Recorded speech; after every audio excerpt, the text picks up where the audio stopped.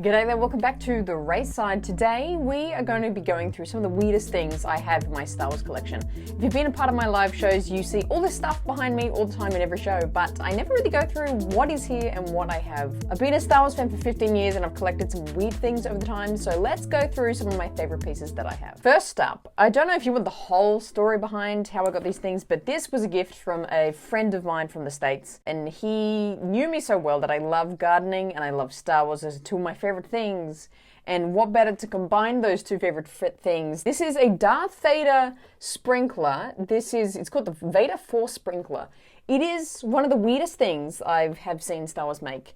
It was made... When was this made? 2005. It was made in 2005. It is aged a little bit. You can see his saber there. A little limp, but that's okay. He's still functional. But the base itself down here, I haven't taken it out of the packaging ever, so it's still officially in there. The base itself is the sprinkler, so I don't know if you can see this at all. Move the cape, man. But there's tiny holes in there. There we go. Barely see it. There's tiny holes in there, which is where you would plug in the hose and the water would come out of. You can see in the back here, that yellow thing back here, that's where you would connect the hose, and it's a proper Vader sprinkler. I've been thinking about getting a double of these, so getting another one of this to have one in box and then have one to actually see how it tests and see how it runs. So actually leave a comment if you want to see me do that, because I kind of want to see how it looks and how it works. But this is just such a weird thing to have as a product, and I don't know if it's sold well. I don't even know anyone else who would own this.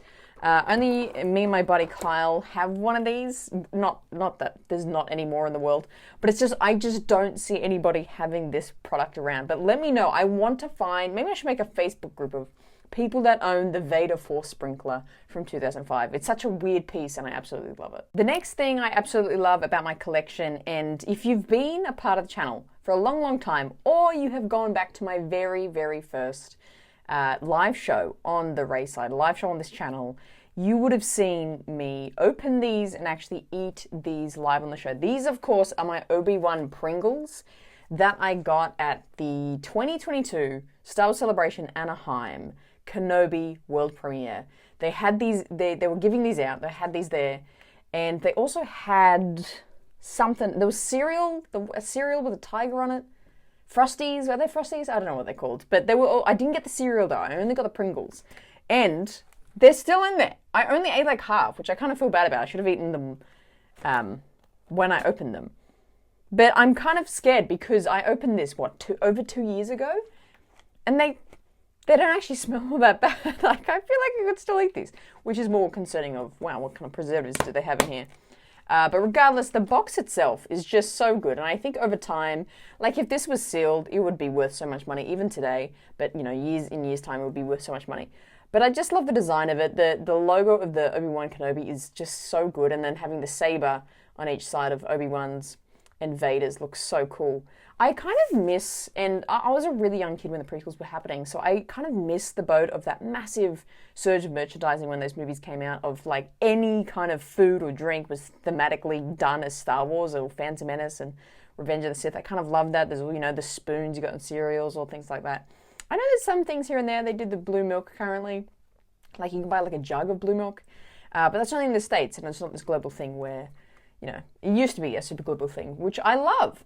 So this piece, I think it's more sentimental because it's like that was an epic experience to have. But I kind of love the gimmick of Star Wars collaborating with different foods. I think that's pretty cool. The next piece is actually the poster up there. So let's get it. How do I do this and not crash it?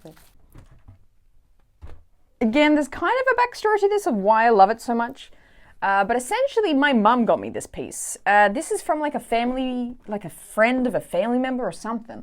Some kind of distant connection. They knew that I like Star Wars, and then they asked my mum if I wanted this poster. Mum said, sure.